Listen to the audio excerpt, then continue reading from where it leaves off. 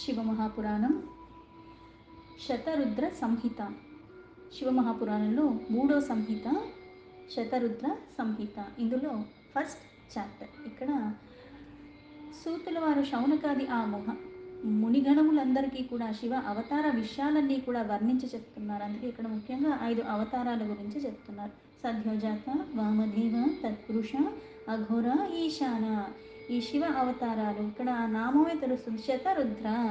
శత అంటే 100, రుద్ర అంటే ఆయన. అంటే అనంతమైన ఆ పరమాత్మ విశేషంగా ముఖ్యమైన అవతారాలు ఎన్ని తీసుకున్నాడు, ముఖ్యమైనవి మట్టుకే ఇక్కడ చెప్తున్నారు. అందులో 100. అందులో మొదటిగా ఈ 5 అవతారాల గురించి చెప్తున్నారు. వందే మహానందమనంతలీల మహేశ్వరం సర్వవిభుం మహాంతం గౌరీప్రియం కార్తిక విఘ్నరాజ సముద్భవం శంకరమాదిదేవం. ఆ పరమాత్మ ఎప్పుడూ కూడా పరమ ఆనందభరితుడు. అందుకే సచ్చిత్ ఆనంద స్వరూపం. అంటే సత్యమైన వాడు, నిత్యమైన వాడు, వికారాల రహితంగా ఉన్నవాడు. అందుకే ఆనంద స్వరూపం. పైగా ఈ పరమాత్మ అనంతుడు, సర్వవ్యాపి. అందుకే ఆయన లీలలు కూడా ఎలా ఉన్నాయి? అనంతంగా ఉన్నాయి. సర్వత్రా వ్యాపించిన ఆ పరమాత్మయే మహాంతం. అంటే మహా, అన్నిటికన్నా, అన్నిటి మీద అధికారం కలిగి అన్నిటినికి ఆధారమైన వాడు. ఆయన మాత్రం నిరాధార, నిర్వికార. కానీ ఈయన ఆ గౌరీదేవికి బాగా ప్రియమైన వాడు.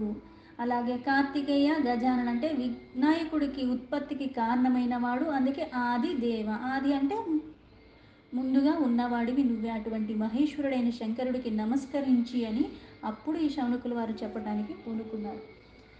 శౌనక ఉవాచ వ్యాస శిష్య మహాభాగ సూత జ్ఞాన దయానిధి వద శాంభవావతారాంశం యైరకాశిర్ స్తతాం శివం. శౌనకులు వారు ఇలా చెప్తున్నారు. ఓ మహానుభావుడైన సూత మహర్షి, పురాణకి అంటే వ్యాసుడు యొక్క, అంటే ఎవరిని పడితే వాళ్ళని అప్పట్లో శిష్యుల్లా తీసుకునేవాళ్ళు కాదు. పైగా శిష్యుడిగా ఉన్నంత మాత్రాన అన్ని బోధించేవాళ్ళు కదా, అర్హత పాత్రత బట్టే లభించాయి. అందుకే అటువంటి ఆయనకి శిష్యుడిగా ఉన్నవాడివే కాకుండా పైగా అక్కడ అన్నీ ఆ వ్యాసుడు శిష్యుగా పురాణాలన్నిటినీ కూడా గ్రహించగలిగిన వాడివి, జ్ఞానివి, దయానిధివి. ఆ భగవంతుడైన శంభుడొక్క సత్పురుషులకు మేలుగా చేకూర్చేలాగా ఆ అవతారాలన్నీ కూడా వర్ణించి చెప్పగలిగిన వాడివి. అంటే సజ్జనుల ద్వారా వర్ణింపటానికి వీలైన వాడు. ఆ అవతార వర్ణనలన్నీ చెయ్యగలిగిన వాడు కూడా ఎవడు అంటే మళ్ళీ ఆ పరమభక్తుడే చెయ్యగలడు. ఆ పరమభక్తుడు మళ్ళీ అంత పరిశుద్ధంగా ఉంటేనే కానీ ఆ జ్ఞానం అన్నది లభించదు. అందుకే ఇక్కడ అన్నీ చెప్పగలిగిన వాడివి. అందుకే మహాభాగా. సూత ఉవాచ మునే శౌనక సద్భక్త్యా దత్తచిత్తో జితేంద్రియ అవతారాచివస్యాహం వాచ్మీతే మునయే శృణు. సూతుడు మళ్ళీ ఇలా చెప్పారు. ఓ శౌనక, నువ్వు నిజంగా మననశీలుడివి. ఎందుకు మననశీలుడివి అంటే ఆ మనస్సంతా కూడా ఆయన మీదే ఉంది కాబట్టి, ఆ శీలం అన్నది అంత పవిత్రంగా ఉంది కాబట్టి అడగవలసిన విషయాన్ని అడగవలసిన సందర్భంలో అడగగలిగిన జ్ఞానం ఉంది కాబట్టి అడిగాడు. అందుకే నువ్వు వందనీయుడివి. ఇవన్నీ కూడా ఎప్పుడు సాధ్యమవుతాయి? సద్భక్తుడు ఎప్పుడవుతాడు? ఆ చిత్తం అన్నదంతా ఎప్పుడు పరమాత్మ మీద ఉంటుంది. ఈ చిత్తం పరమాత్మ మీద ఉండాలంటే ఇంద్రియాలని జయించిన వాడి ఉండాలి. అందుకే ఇంద్రియాలన్నీ కూడా జితేంద్రియ, ఇంద్రియాలని ఎప్పుడు నీ వశంలో ఉంచుకున్నవాడి. అలాగే భక్తిపూర్వకంగా ఆ పరమేశ్వరుని అవతారాల యొక్క వర్ణన చెయ్యమని అలా అడిగావు. అందుకు నువ్వు అడిగిన దానికి నేను ఇప్పుడు సమాధానంగా చెప్తున్నాను. ఆ మనసుని లగ్నం చేసి విను. ఏతత్పుష్టః పురానంది శివమూర్తి సతాం గతిః సనత్కుమారేణ ముని తమువాచ శివం స్మరన్. ఓ ముని, పూర్వకాలంలో ఇదే విషయాన్ని ఆ సనత్కుమారుడు ఇలా శివస్వరూప ఇంకా సత్పురుషుల రక్షకి సమర్థత కలిగిన నందీశ్వరుని అడిగాడు. ఆ నందీశ్వరుడు శివుణ్ణి స్మరించుకుని ఆ నందీశ్వరుడు చెప్పింది మళ్ళీ తను విన్నాడు. అదే వృత్తాంతాన్ని నేను ఇప్పుడు నందుడి ద్వారా తెలుసుకుని ఆ శివస్మరణ చేస్తూ మళ్ళీ ఆ విషయాన్ని నీకు చెప్తాను అని చెప్తున్నాను. నందీశ్వర ఉవాచ అసంఖ్యాతా హి కల్పేషు విభోః సర్వేశ్వరస్య వై అవతారస్తథాపీహ వాచ్మయహం తాన్యా తామతి. నందీశ్వరుడు సనత్ కుమారుడికి చెప్పింది ఏమని, సర్వవ్యాపుడైన సర్వేశ్వరుడైన ఆ పరమేశ్వరుడు ఎన్నో కల్పాలలో లెక్క పెట్టలేని అవతారాలు తీసుకున్నాడు. బోల్డ్ కల్పాలు ఉన్నాయి మనకి. ఎలా అయితే 4 యుగాలని సర్వసాధారణంగా చెప్పుకుంటాం, ఇట్లాంటివి కొన్ని యుగాలు గడిచిపోతే మహాయుగం అంటారు. అలాగా కొన్ని కొన్ని ఇవన్నీ గడిచిపోయిన తర్వాత మళ్ళీ ఒక కల్పం అంటాం. అలాంటి కల్పాలు ఎన్నో ఉన్నాయి. అందుకని ఎన్నో కల్పాలలో ఎన్నో లెక్క పెట్టలేనని అవతారాలు తీసుకున్నాడు. అయితే ఇన్ని అడిగావు కాబట్టి నా బుద్ధిని అనుసరించి ఇప్పుడు కొన్ని వాటిని నేను వర్ణన చేస్తాను. ఏకోనవింశకः కల్పో విజ్ఞేయः శ్వేతలోహితः సత్యో జాతావతారస్తు ప్రథమః పరికీర్తితః. ఇలా కొన్ని అవతారాలు అన్నది లెక్కబెట్టలేనన్ని పరమాత్మ తీసుకున్నాడు. అవన్నీ లెక్కించడం అంటే కుదరదు. కాకపోతే నా బుద్ధికి తోచింది, నా బుద్ధికి తట్టింది కొన్ని మాత్రం వివరిస్తాను అని చెప్పాడు. అందులో 19వ కల్పానికి, అంటే ఒక్కొక్క కల్పానికి ఒక్కొక్క నామం ఉంది. ఆ నామం ఏంటంటే శ్వేతలోహిత అన్న పేరుతో ఆ కల్పం ప్రసిద్ధి చెందింది. ఈ శ్వేతలోహిత అన్న కల్పంలో ఆ పరమేశ్వరుడు సద్యోజాత అన్న అవతారాన్ని తీసుకున్నాడు. తస్మిన్ మస్తత్పరం బ్రహ్మ ధ్యాయతు బ్రాహ్మణస్తథా ఉత్పన్నస్తు శిఖాయుక్తః కుమారః శ్వేతలోహితః. ఈ శ్వేతలోహిత అన్న కల్పంలో బ్రహ్మ అక్కడ ధ్యానంలో అవస్థలో ఉన్నాడు. ఆ సమయంలో ఆయన శిఖాయుక్తంగా ఉన్నాడు. అయితే శ్వేత లోహిత ఈ వర్ణమాలతో ఉన్న, అంటే లోహితంతో కూడుకున్న ఒక వర్ణమాలను ధరించి, వరమాలలాగా అది వేసుకుని ఆ వర్ణంలో ఉన్న శిఖను ధరించిన ఒక కుమారుడు అనే ధ్యానంలో ఉండగా ఆ కల్పమందు కూడా అక్కడ ధ్యానిస్తూ ఉండగా ఆ కల్పంలో ఇక్కడ జన్మించాడు. ఆ జన్మించినతను తం దృష్ట్వా పురుషం బ్రహ్మరూపిణమీశ్వరం జ్ఞాత్వా ధ్యాత్వా సహృదయే భవందే ప్రయతాంజలి.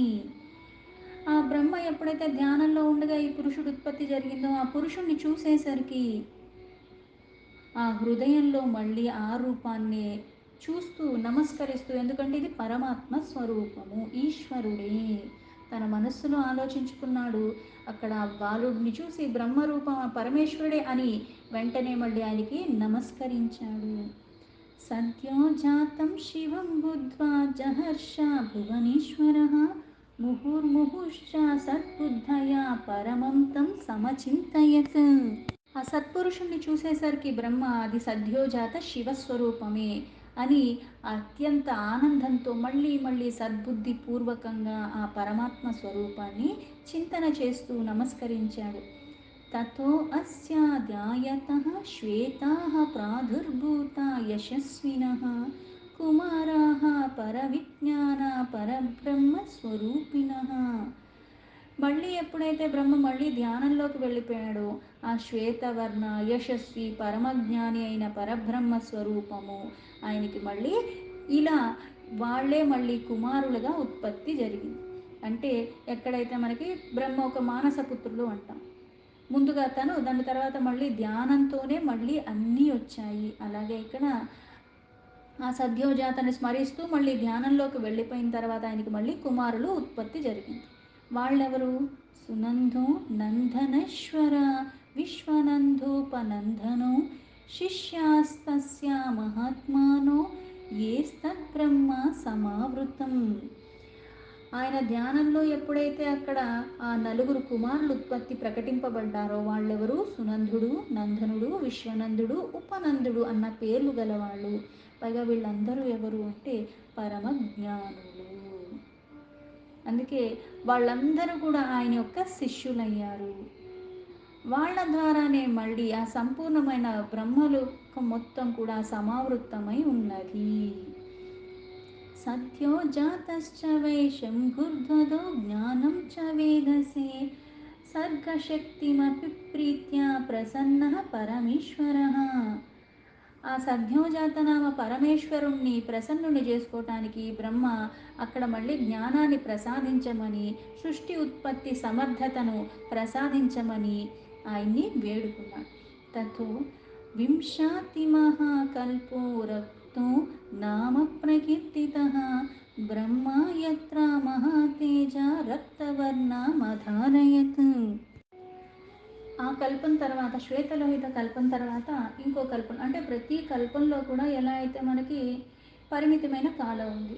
మనం ఏమో మహా అంటే ఒక 100 సంవత్సరాలు బతుకుతాం. భగవద్గీతలో కూడా చెప్పినట్టుగా ఈ కొన్ని యుగాలు గడిచిపోయిన తర్వాత ఒక కల్పం అయిపోతుంది. కల్పం అయిపోయిన తర్వాత మళ్ళీ బ్రహ్మ కూడా మళ్ళీ పునఃసృష్టి జరుగుతుంది. అలాగే ఇక్కడ మళ్ళీ ఆ సద్యోజాతని ఈయన పూజించటం, తర్వాత ఆయనకి ఆ సమర్థత ఇవ్వటం, ఆ సమర్థత ద్వారా, ఆ జ్ఞానం ద్వారా సృష్టి రచన సామర్థ్యత లభించి దాన్ని మళ్ళీ కొనసాగించటం జరిగింది.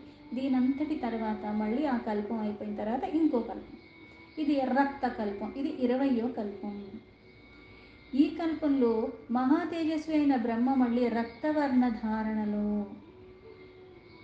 అంటే ముందు కల్పం వచ్చేసరికి శ్వేత అంటే తెలుపు, దాని తర్వాత రక్తవర్ణం అంటే ఎరుపు రంగు. ధ్యాయతః పుత్రకామస్య ప్రాదుర్భూతో విదేహసూతః రక్తమాల్యాంబరధరో రక్తాక్షో రక్తభూషణః.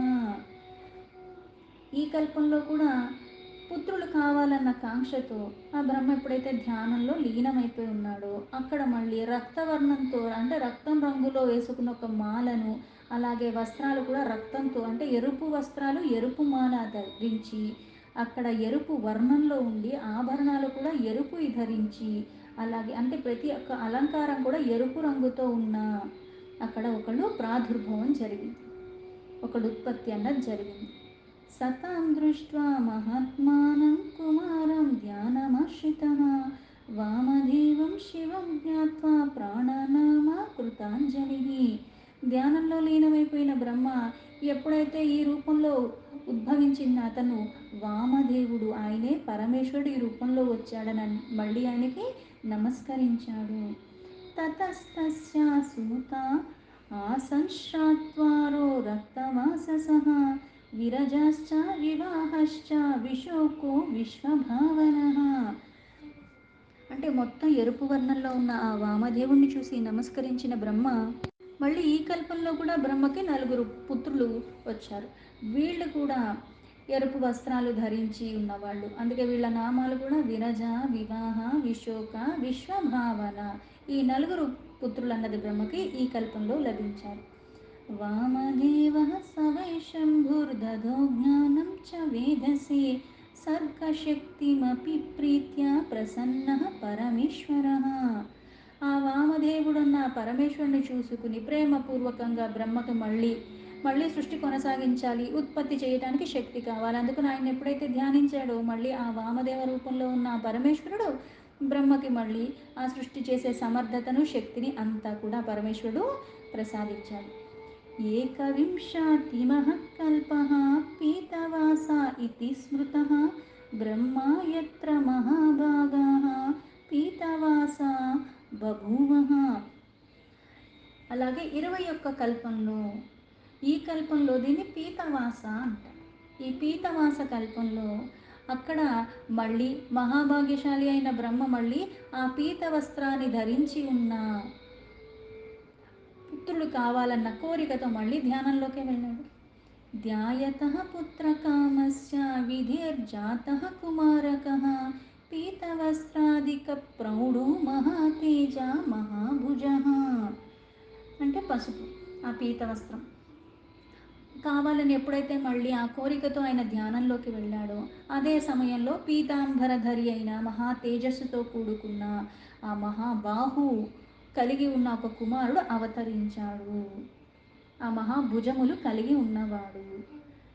తం దృష్ట్వా ధ్యాన సంయుక్తం జ్ఞాత్వా తత్పురుషం శివం ప్రాణనాథ తతో బుద్ధ్యా గాయత్రి శాంకరీ విధిః.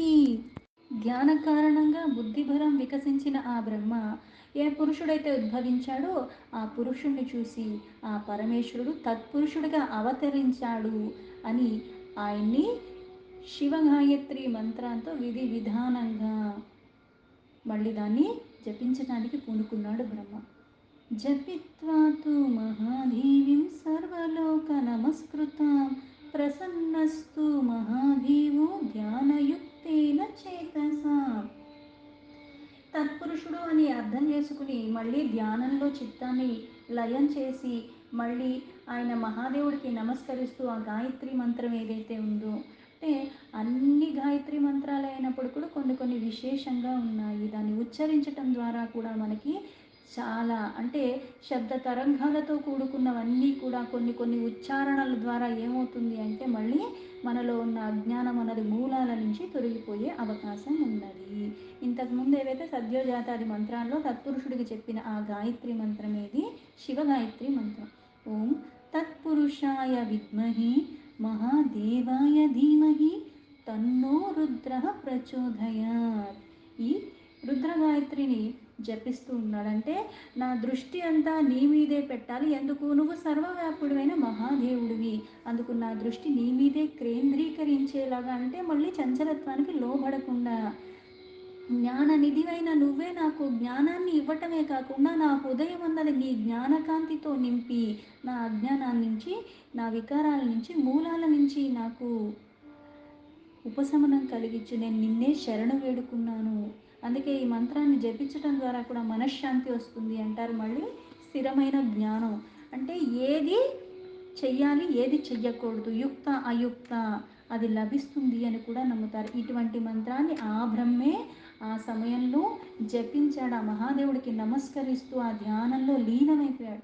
ఈ ధ్యాన కారణంగా ఇంతలా త్రికరణ శుద్ధిగా పరమాత్మను జపిస్తూ ధ్యానం చేస్తూ ఆయనకే నమస్కరిస్తూ ఉంటే ఆ మహాదేవుడు ప్రసన్నుడయ్యాడు. తతోస్య పార్శ్వతో దివ్యాః ప్రాదుర్భూతాః కుమారకాః పీతవస్త్రాహి సకల యోగమార్గా ప్రవర్తకాః. ప్రసన్నుడైన ఆ పరమేశ్వరుడు వెంటనే తన పార్శ్వభాగం నుంచి పీతవస్త్రాధరి అయిన ఒక దివ్య కుమారుణ్ణి ఉత్పత్తి చేశాడు. ఇక్కడ యోగ మార్గంలో ఆ ప్రవృద్ధిలో ప్రసిద్ధి చెందిన వాళ్ళు ఈ కుమారులందరూ కూడా.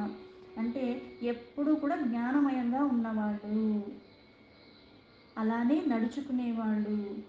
ఈ మూడో అవతారమైన ఈ మూడో కల్పం పీతవాస కల్పంలో తత్పురుషుడు అవతారంగా ఆయన మళ్ళీ అవతరించాడు. తతస్తస్మిన్ గతే కల్పే పీతవర్ణ స్వయంభువః పునరన్యః ప్రవృత్తస్తు కల్పో నామ్నా శివస్తు సహ. దీని తర్వాత మళ్ళీ అంటే ఈ పీతవస్త్ర అన్న కల్పం కూడా వెళ్ళిపోయిన తర్వాత అక్కడ మళ్ళీ ఆ పరమేశ్వరుడు అన్న నామంతో అంటే శివనామం అన్న కల్పం మళ్ళీ మొదలయ్యింది. అది మళ్ళీ 22వ కల్పం శివనామ కల్పం.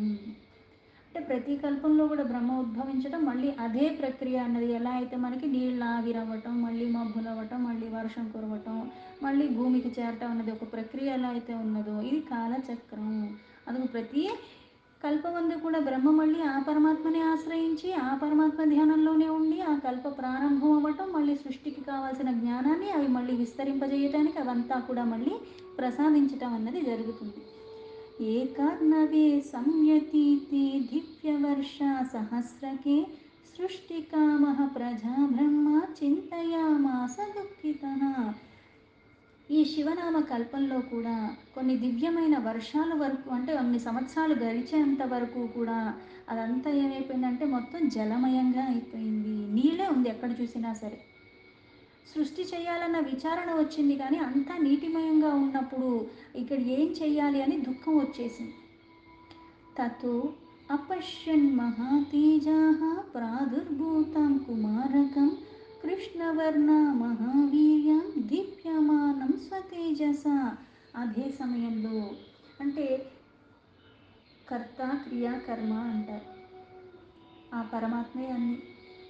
ఎప్పుడైతే ఒక్కొక్క కల్పంలో ఒక్కొక్క రకంగా మళ్ళీ తానే అవతరిస్తూ తానే అన్నిటికీ మూలంగా చేస్తున్నవాడు. కానీ ఇక్కడ మళ్ళీ బ్రహ్మకి మళ్ళీ గతం గడిచిపోయింది, ఇంకో కొత్త కల్పం వచ్చింది, సృష్టించాలన్న కోరిక కలిగింది. కానీ ఇక్కడ మళ్ళీ దుఃఖం వచ్చినందుకు సర్వము నీటిమయంగా అయిపోయింది. ఈ బ్రహ్మ సమక్షంలో అప్పుడు మళ్ళీ ఇంకొక కుమారుడు ఆవిర్భవించాడు.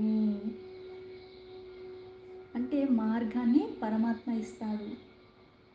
పైగా ఈ కుమారుడు ఎలా ఉన్నాడు? కృష్ణవర్ణ అంటే నల్లగా ఉన్నాడు. పైగా చాలా పరాక్రమవంతుడు. ఆ తేజస్సు ఎలా ఉంది అంటే అక్కడ అన్ని వైపులా కూడా వ్యాపింపి చేసినట్టుగా అయిపోయింది. ఈయన ఉద్భవించటమే కాకుండా దేదీప్యమైన తేజస్సుతో ఉన్నాడు. మహా తేజస్విలాగా ఉన్నాడు. అటువంటి వాడు అక్కడి నుంచి వచ్చాడు ఆ బాలకుడు. ఆ రంగు నల్లగా ఉంది, కానీ ఆ తేజస్సు అన్నది మొత్తం అన్ని వైపులా కూడా వ్యాపించిపోయింది. ధృతకృష్ణాంబరోర్విశీషం కృష్ణయజ్ఞోపవీతినం కృష్ణేన మౌళినా యుక్తం కృష్ణ స్నానానులేపనం.